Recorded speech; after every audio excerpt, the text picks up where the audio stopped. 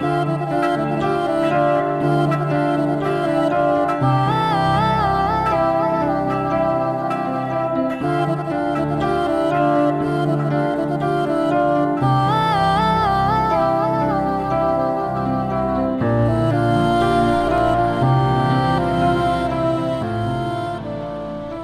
sa Bibika Masaryková a toto je moja kamarátka Ľudská Danišková.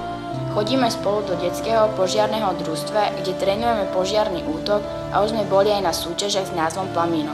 Máme tu veľa kamarátok, zažijeme pri nácvikoch veľa zábavy a srandy. Všimli sme si, že pred našou zbrojnicou vyrástla nová zvonica a pre starý zvon sa chystá veľká oslava. To vie, prečo asi postavili zvonicu práve tu? A koľko má ten zvon asi rokov? A prečo sa pre ňu chystá taká veľká oslava? Bibika dostala nápad, aby sme sa išli spýtať nášho pána starostu.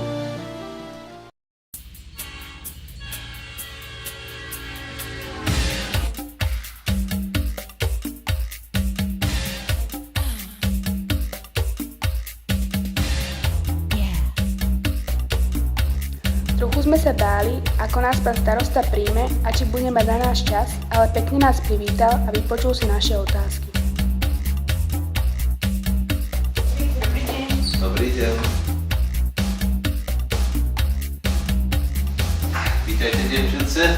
Ďakujeme. Posaďte sa.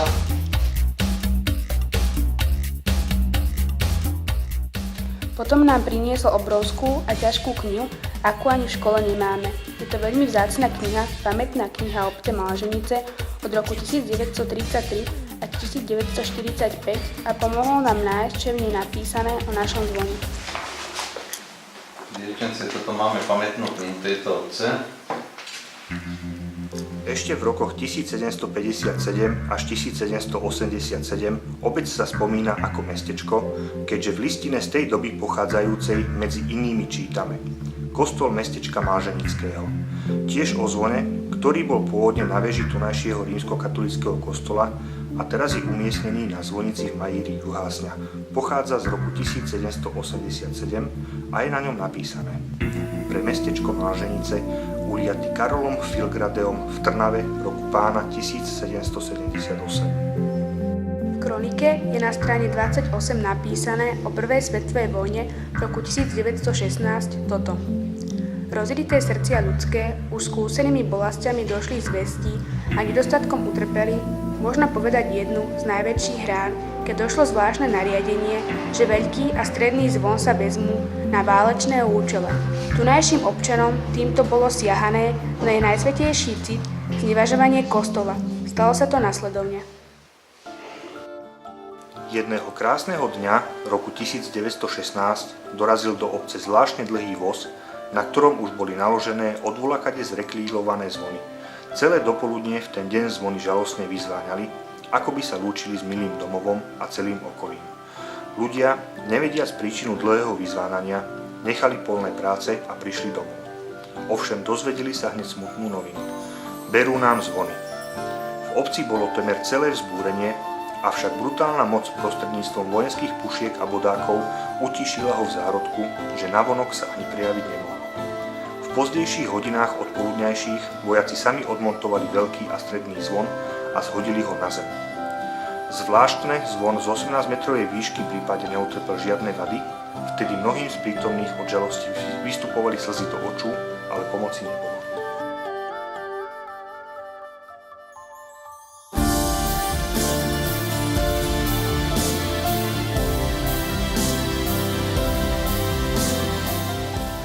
Tento zvon za vyše 200-ročnú históriu počulo nielen veľa miestnych ľudí, ale tiež veľa pocestných, keďže cez našu obec prechádzala významná obchodná cesta na Považie.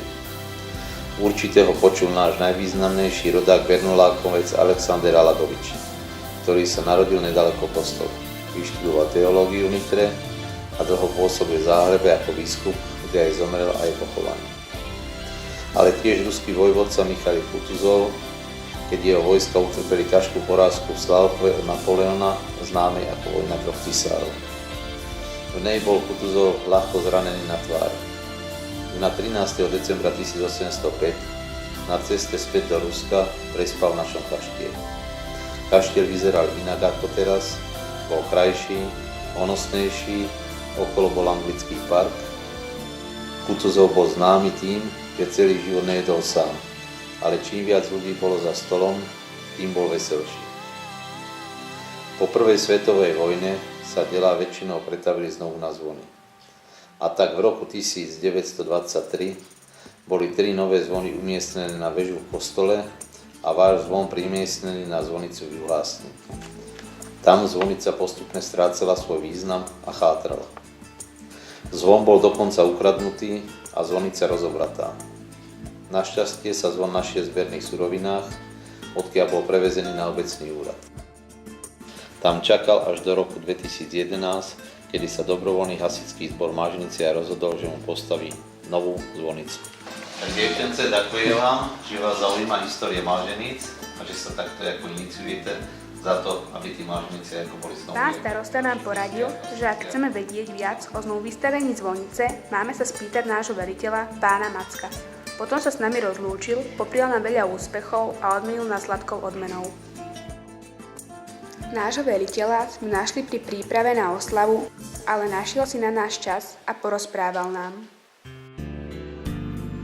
Náš dobrovoľný hasičský zbor je najstaršou organizáciou v obci. Jeho zakladateľom bol v roku 1888 miestny učiteľ Jozef Joží.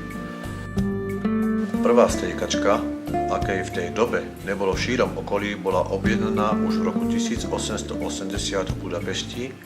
Bola štvorkolesová ručná striekačka ťahaná konskou silou. Zbor prešiel za roky pôsobenia veľa zmenami. U ľudí mal vždy veľkú obľubu, pretože pomáhal pri požiaroch a povodniach, ale tiež pri spoločenských udalostiach v obci. Posledné znovu založenie zboru bolo v roku 2007, keď sa partia nadšencov rozhodla oživiť a nadviazať na dobrú históriu. Začali prakticky od nuly. Chýbala potrebná technika a zbrojnicu bolo treba zrekonštruovať. Toto sa vďaka obecnému úradu a záujmu mládeže podarilo uskutočniť. Dnes už máme za sebou množstvo pretekov, či už mužských alebo ženských a ako vieš aj detských. Organizovali sme veľa kultúrnych akcií, či už plesy, majálesy, janské vatry, hodové hudobné vystúpenia, ale aj predvianočné zabíjačky.